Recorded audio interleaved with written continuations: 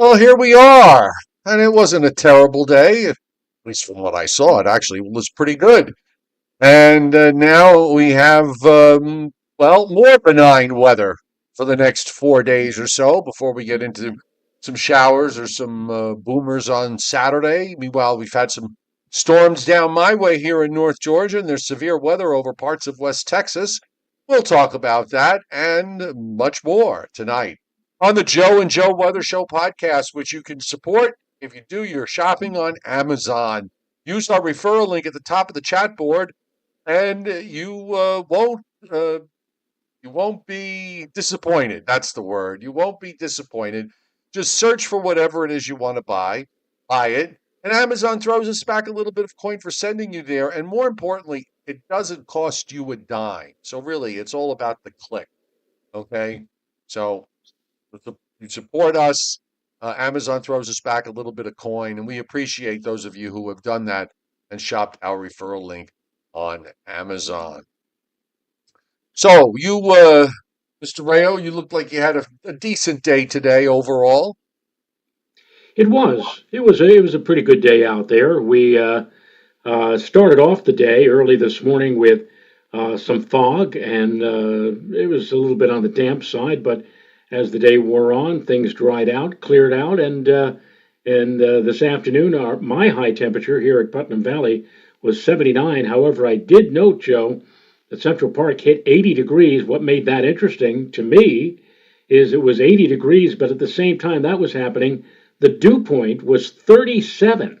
So you talk about warm and dry. That was, well, it was almost Arizona-like, I guess you could say, at least in Manhattan today. And I also see that we had a significant brush fire occurring at Barnegat in New Jersey. A lot Yeah, of smoke and South of Forkhead River. yeah, yeah. So Yeah, I can't.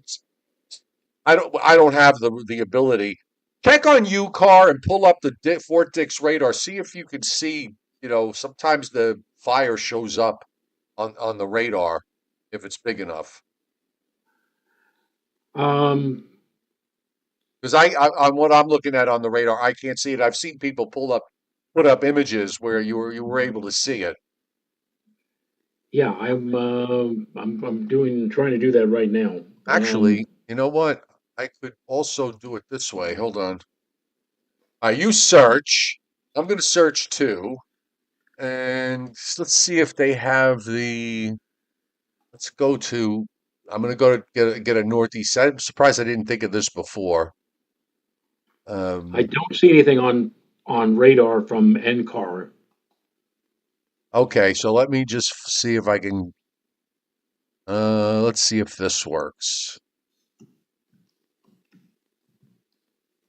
Come on. Nope, I guess that's not going to work. Oh, wait, I'm getting something. It's taking a long time to load.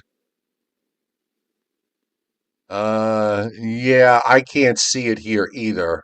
I was trying to pull up one of the satellite loops that has that where we might be able to see it. Let's see if it shows up on the dust. Yes, and that dust was a gift. Yeah, you know what? Well, I'll bring it up on the satellite here. I'll bring it up on the screen here. I don't.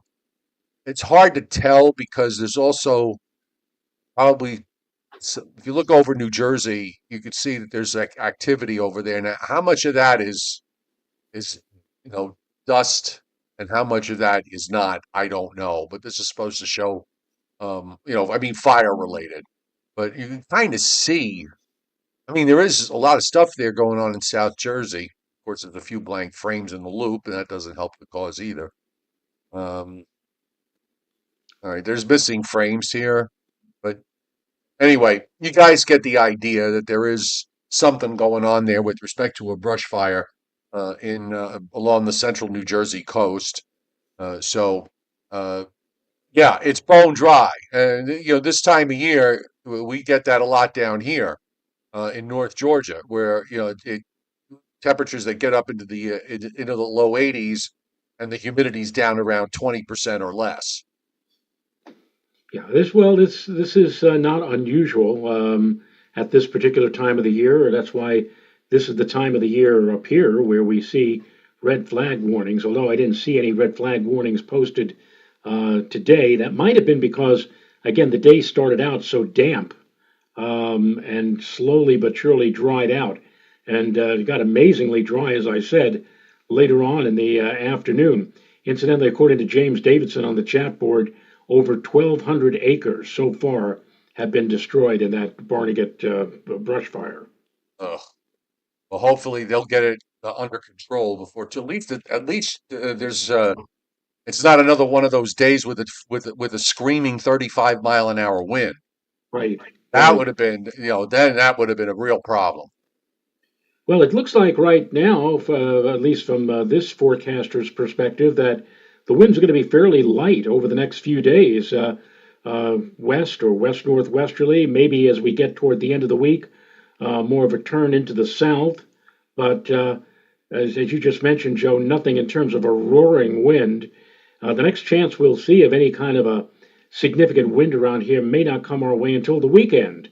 And of course, also to help alleviate fire problems, we've got some wet weather, which will coincide with the first half of your weekend on Saturday. Right. Second half looks good, cooler. First half looks like that'll be the day Saturday, where there'll be some showers. In the meantime, the next 3 days, Wednesday, Thursday, and Friday, look very good for you. Yeah, in fact, I nominated tomorrow as the pick of the week when I was on television on the 7 day outlook. Whenever I thought a prospective pick of the weekday was coming up, I'd always put POW exclamation point, pow, for pick of the week. And tomorrow looks like a pow day. I mean, temperatures tomorrow within a degree or two of room temperature, 71, 72. Um, Blue sky, bright sunshine, low humidity again, light winds. I mean, really, you can't ask for much better weather. No, you certainly can't. Welcome tonight to everybody on the chat board. Welcome to those of you watching in the background on tonight's Joe and Joe Weather Show podcast, which you can Sunday through Thursday at 7:35 p.m. And as a reminder, we are off next week, beginning Sunday, and we won't be back until Monday, the 5th Fifth, of May. Okay, yes. so we're going to take a week off. My one of my friends is already down in Florida and fishing away, and I can't wait. So I'll be going down on Sunday. So anyway, Now let me ask a question. If we're off, we being you and I, Joe and Joe, but you still have a it's business with of it's sort. with pay, Joe. Yeah. But what I'm saying is that, like for example, weather in a minute or weather in Oh five. no, I mean, that's I will be doing my weather in a minute. I will be doing my updating on my Facebook, my websites.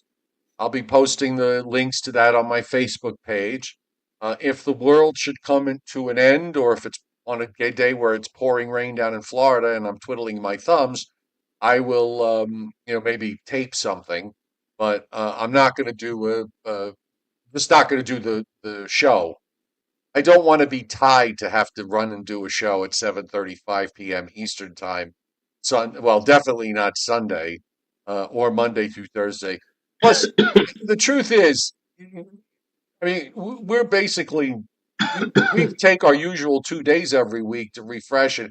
Every once in a while, if it's around the holiday, Christmas, New Year's, whatever, we might stretch it to 3 or 4, and always with that caveat that if there's a storm going on of some, of some context, um, we make an effort to make sure we do a show or two. But after 6 years of doing this, and to get to a point, it's like your brain gets like mush every once in a while, I and understand. you Yeah. got to step away, and that's kind of how I'm been feeling lately. Particularly, particularly this time of year, which is really sort of, we're in this in between period where snowstorms are no longer an issue. Hurricanes are not an issue for another couple of months yet, unless something, shows up in June as a surprise or even in May. Um, but so we're kind of in the snowman's land. where, except for severe weather, it's okay. It's mostly a non-event. So this is as good a time as any for us to disappear for a while. Just make So sure you just make sure everybody comes back when we return. yes, absolutely. All right. Anyway, yeah, we're on Sunday through Thursday at 7:35. And of course, if you're new to the channel, please subscribe to my YouTube channel and turn your notifications on so you don't miss us. And of course, if you like the show, hit the like button. And I'm going to bring up the watches and warnings map. Actually, if we were doing a show, say at noon or at 1 o'clock this afternoon, would have been remarkable about the watches and warnings map is the fact that it would have been virtually empty, and except for the fact that they've thrown up a couple of severe thunderstorm watches in West Texas and on through Oklahoma and into Kansas, it would still be that way right now. That's really the only hazard area that's being indicated.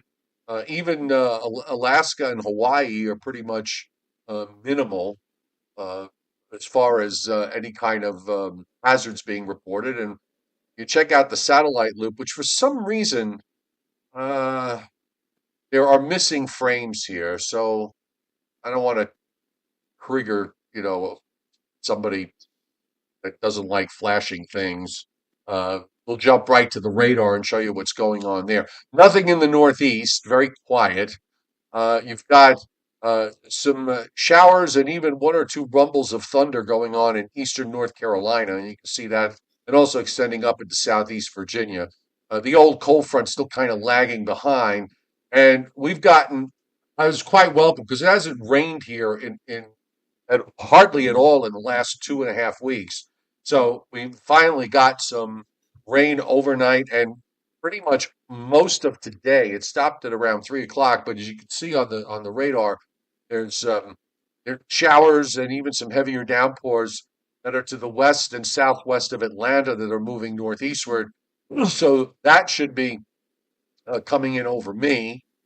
Some scattered severe thunderstorms have broken out over parts of Louisiana and southern Mississippi.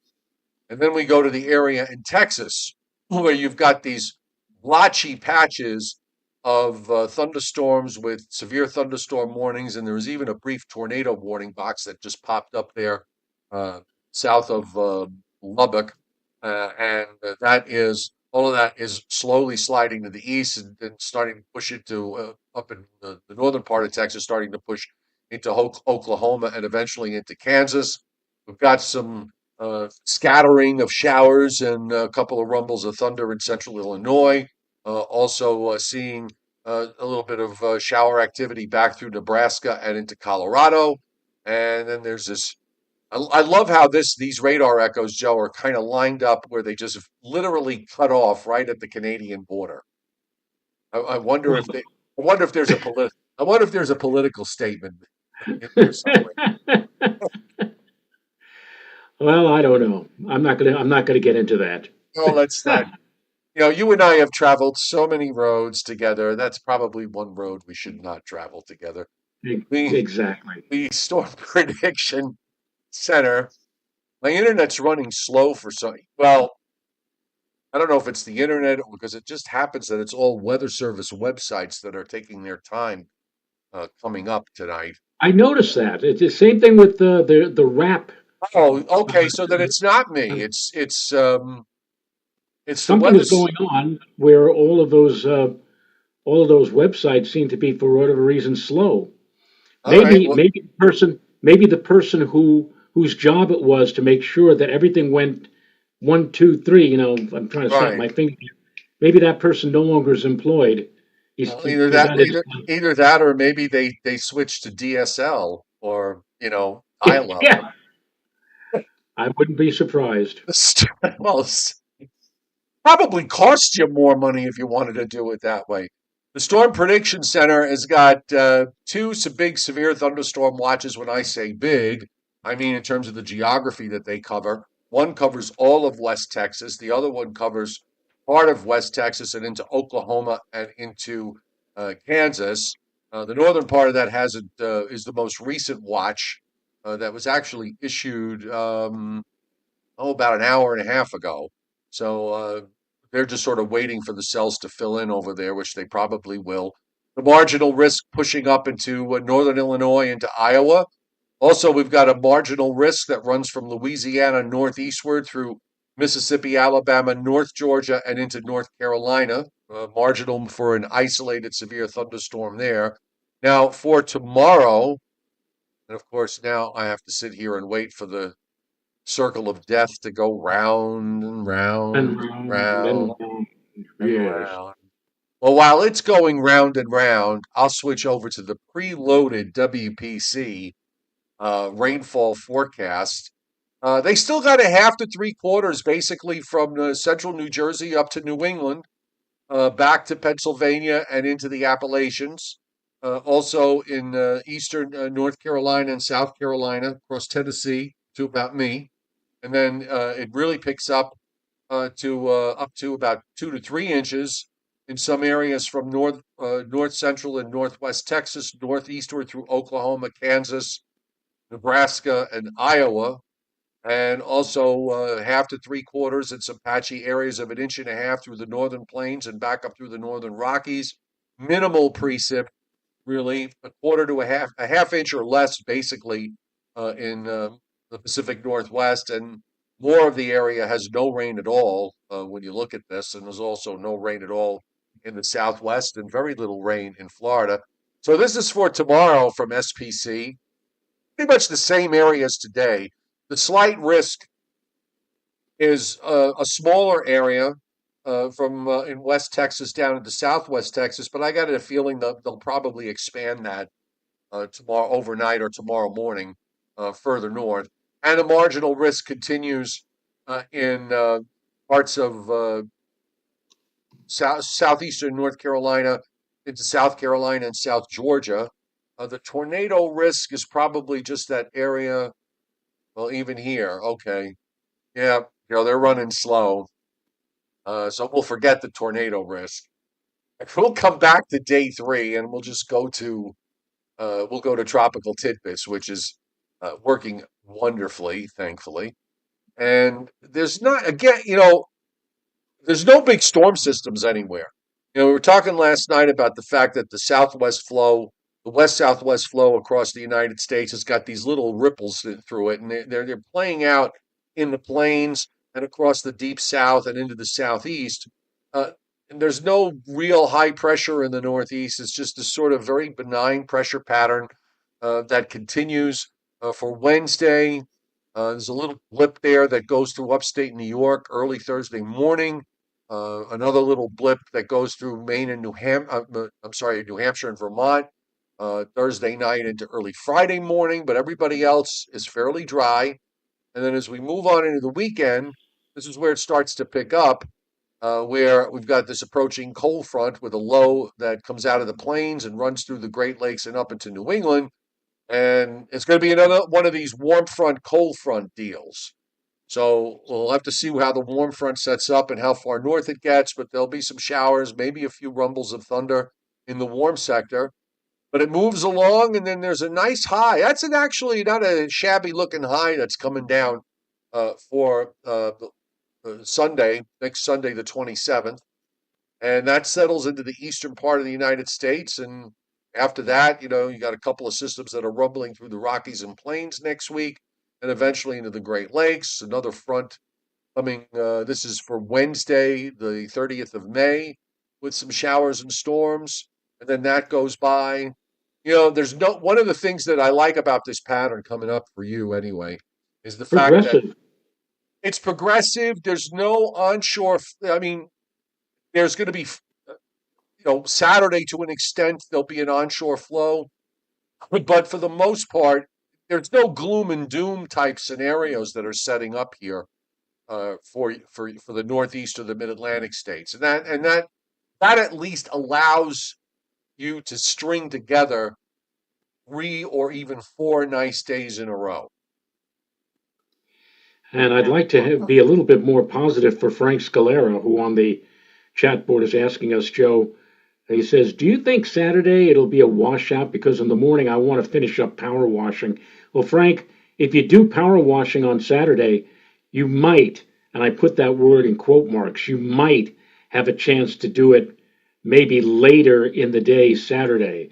But I certainly think that, from after midnight Friday night until at least midday on Saturday, the threat of showery weather is going to be pretty high. And I also think that while I don't have it in my Facebook forecast, you might hear a rumble or two of thunder as well. At least by later in the day Saturday, the catalyst, the triggering mechanism, the cold front will have moved on by to the east, and maybe whatever precip falls early in the day will either let up somewhat or maybe over with by later in the day. But it certainly does not look in the morning on Saturday like it's going to be very good for power washing. You want to power wash my house?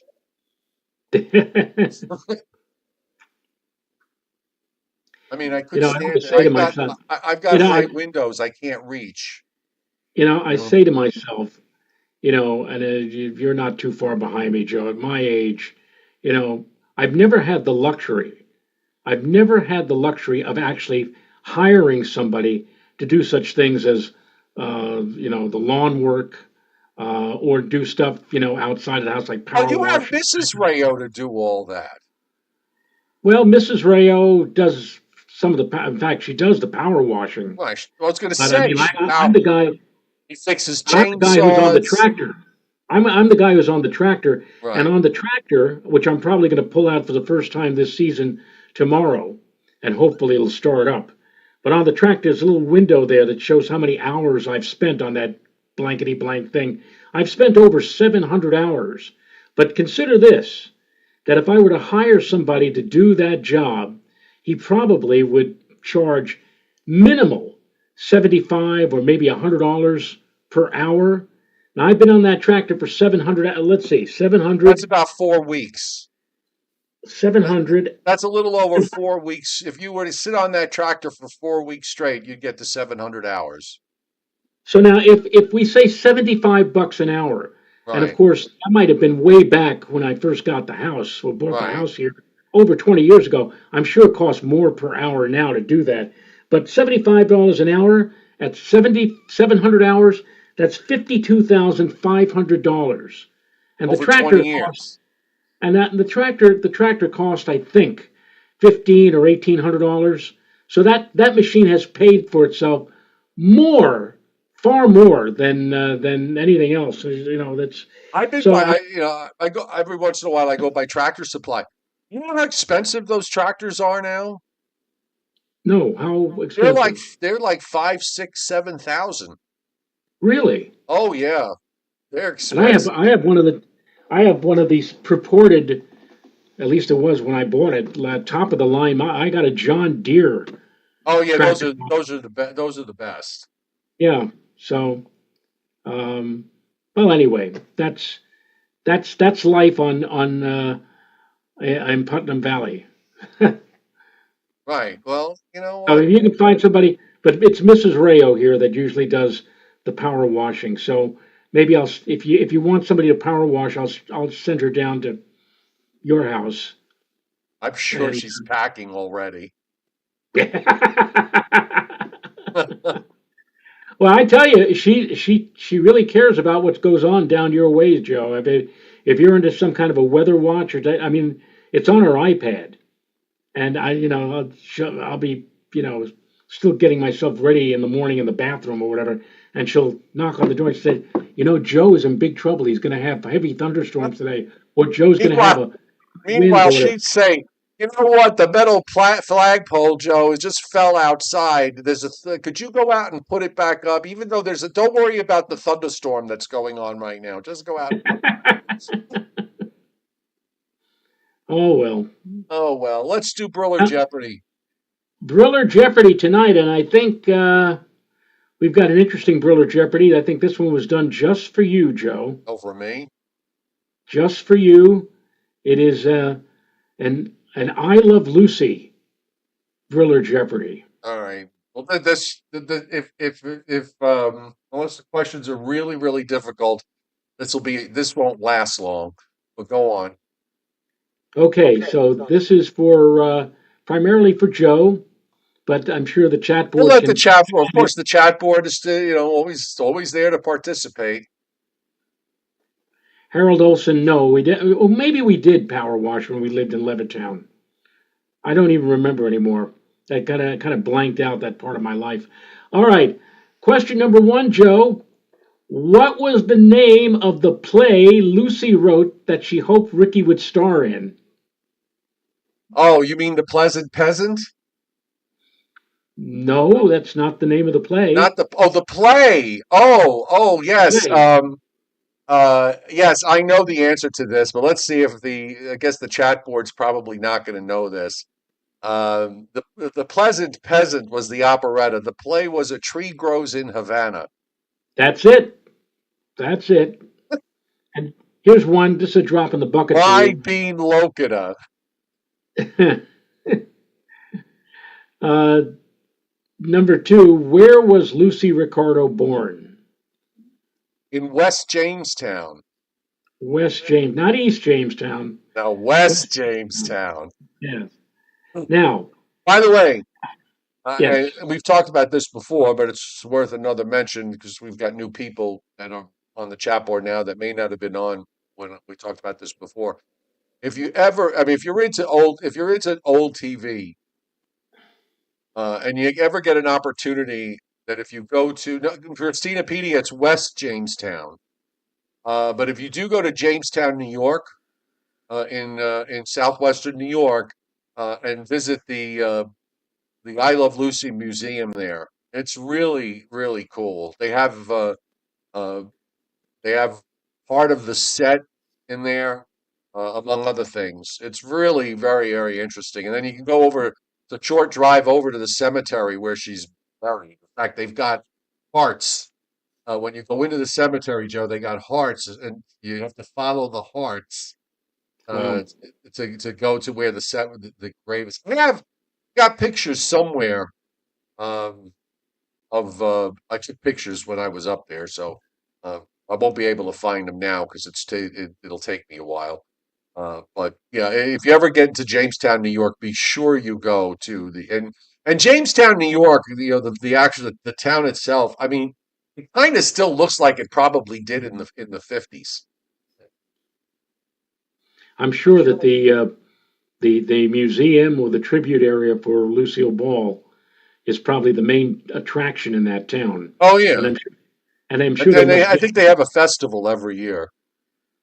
like literally thousands of people just to come and see that, just to see that more than anything else or whatever. Yeah. How about this one, Joe? Number three, question three. When they went to Italy, what did Fred say about the Colosseum? Um, he said, and uh, he was not impressed by it. Right, Okay, and he thought that it had nothing. It's nothing compared to the Yankee Stadium. right. But you remember the specific line that he said? And in fact, I'll tell you what, Scott has the line or has a quote, but it's not the exact quote. Oh, This is something about Mickey Mantle would have hit like you know hundreds of homers. well, this is what Scott wrote. Joe DiMaggio would hit 80 home runs in that box. That okay, yeah, that's what he But said. but the actual quote was when he was talking to Ricky, he said, "It's smaller than the Yankee Stadium. Joe DiMaggio would have hit 80 home Eight runs in home that runs. hat box." Hat box. Yes. Yeah. So, all right. Now here's one. Again, Scott did not include the actual quote or the actual, but he said when Lucy went on a hunger strike, what did she hide in her book? Um, and what page was it on? She did. He didn't say. I was gonna mention the page. It was page. It was page 23. Baloney. 23 23 baloney. baloney. All he did was he just wrote baloney. But yeah, that's the true trivia question: is what page did she hide the baloney in? And here is the last one. I'll tell you what, Joe. If you come within 5 points on either side, we will play Price is Right rules. All But right. if you come five points plus or minus, what I Love Lucy show had the highest rating? And if you could give me the percentage number. I'm going to say, well, it was the birth of the episode with the birth of little Ricky, Right, Lucy Goes to which the Hospital. which aired on the same day as Eisenhower's inauguration.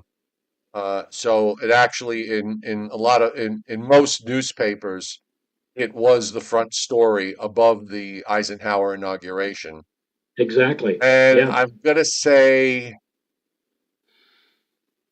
Now this is incredible when you see this rating. like a 70 Considering was it that like 100%, if 100% means every single television in America was tuned into the show, but it wasn't 100%. But what was the rating number? I think it like 76 point something. You got it.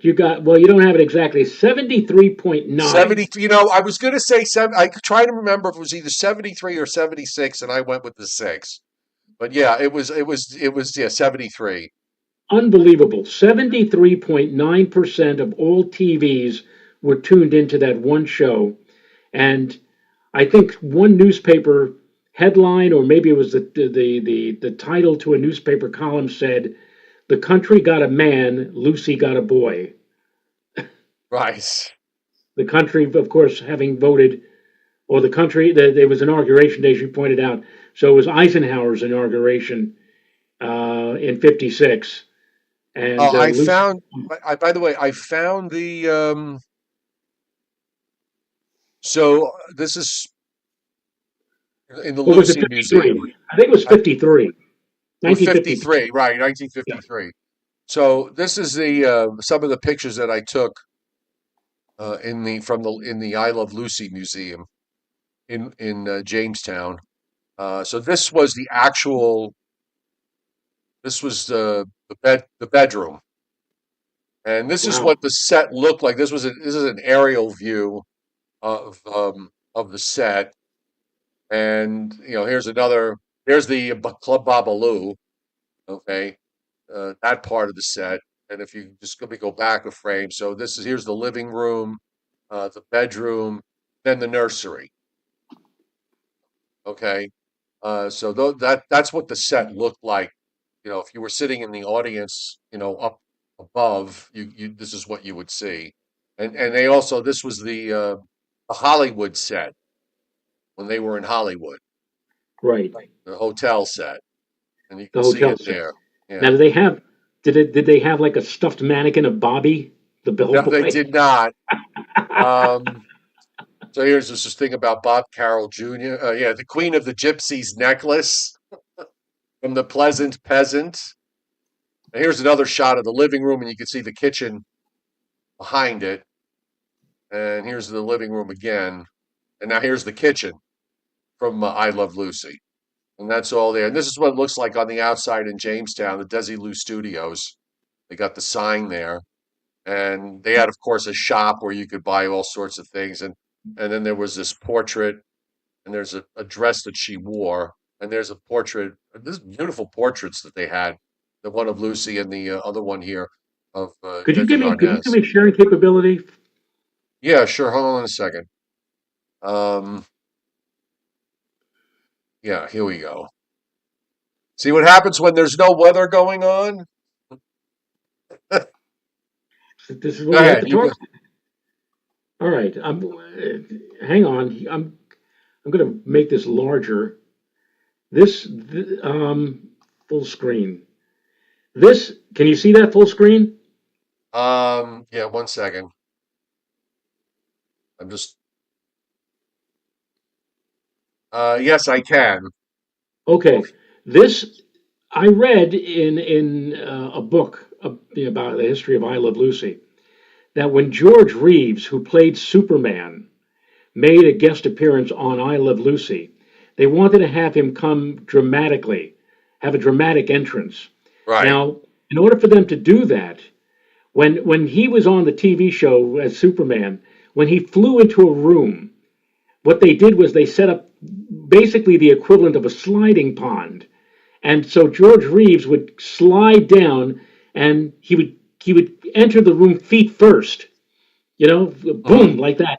So they had to set up the sliding pond in the Ricardo kitchen. You didn't see that, of course, in the actual I Love Lucy episode, but they arranged it so that he would come through. What do you call those, Joe? The blinds or the doors that Like the separate. shutters that they had in the kitchen or the kitchen. Right, Yeah. right. So he would come feet first through the door. I'm not gonna, you're not going to hear us. It's silent here, but I want you to see how they did that or how he entered the room. Here's Ricky, and he's explaining to all the kids now. You know, you're gonna. He tells little Ricky, says, "You're gonna get your wish, young man. You're gonna have. Here comes your favorite television star. Look, Superman. Watch this dramatic entrance, and he's on a sliding pond. Boom, like that. Yeah. I almost feel like I almost shed a tear here because it was just you can imagine kids seeing their and by far and away Superman was probably the most famous and most respected. Here's another thing. This was like must have been an edit, Joe, because you see here when he says, "Where's little Ricky?" and look, little Ricky is wearing a little hat, right? Right. But when Superman picks him up, where'd the hat go? Unless it fell off. Maybe it fell So off. no, either fell off or maybe they had a two shot or something where they had to redo the scene or redo the thing. And there's Lucy dressed up like Superman, trying Right. to convince the kids that she was Superman wearing a football helmet. Anyway, that was a great. That was one of my favorite I Love Lucy episodes was the episode with Superman. And this is where the in the cemetery where Lucy's Now, didn't buried they, they didn't they with her have make mother. an did they do a statue of Lucille Ball and many Yeah, people yeah. But look like her? the statue wasn't there when I went. It was after that. But here you have so like this. She's buried there with her mother, her mother, her father, and her brother are buried there. So and anyway, if you ever get up And, into and Harold Jamestown. Olson, Harold Olson on the chat board, Joe wants to know what's a shirt button doing in Mister Littlefield's water glass. That's because Lucy has tried to keep on schedule, so she washed the dishes and the clothes together. Yeah, By yeah, the way, because I saw a mention too, all of the I Love Lucy episodes are in black and white. But when you're shooting, if you're a photographer, and I'm not a photographer, but I'm, working in television. When they were shooting in black and white, obviously the furniture wasn't black and white, so they had to use certain colors in order for everything to come out the way it does when you see it. So that's how it would have looked to you, because everybody sees it, for the most part, everybody sees in color. So that's what the set looked like, and of course it was filmed in black and white. So anyway, uh, the colorization, Rich Rothmansky, was done by. So I know they colorized the Christmas episode. I am very much opposed to colorizing, uh, the black and white shows and the black and white movies. I'm strongly opposed to it because color was available uh, at the time, and gradually it became actually cheaper to shoot in color than it did in black and white. But they made a conscious choice to keep the show to do the show in black and white, and that's how it's shot, and the lighting is for that. So when they colorize it, it just takes away. It's just like the one color episode of Perry Mason, which they only did one right, color episode. And right. I find watching that episode, the show is less interesting than it is visually to me than the black than it is in black and white. It's I black think and the show white is that was in their ninth. There was their ninth season. I think that was the 21st episode, and it was like the season was on that year. The ratings had gone down. They were kind of right like because on they want tech to try support. something. and they said, well, maybe this will get us another year, and The they case of the tried it. telltale twist, I think it was. Exactly, Yeah. exactly. So All right. Phil, that shows you where this is what we remember, folks. We can't tell you what we had for breakfast today, but we can tell you about stuff that we watched 10, 20, 30, 40 years ago, or 50 or even 60 years ago. Um, but that's just the nature of life as you get older. So anyway, that's it. So that's back, it. what's that? I said that's it. You know, That's it. that's All right, this back. this this by the way differentiates us from other YouTube or other shows on Facebook, weather shows, where they strictly talk about weather. With us, we talk about weather. We do Well, our we very talk best, about other stuff. and then we talk about everything else. You know, Yeah, it's exactly. And it's fun, especially when there's no weather going on like there is exactly. now. All Yeah. right, everybody have a great night. We'll see you back here tomorrow night at 7:35. Thanks for being here. Bye bye. Buy bonds.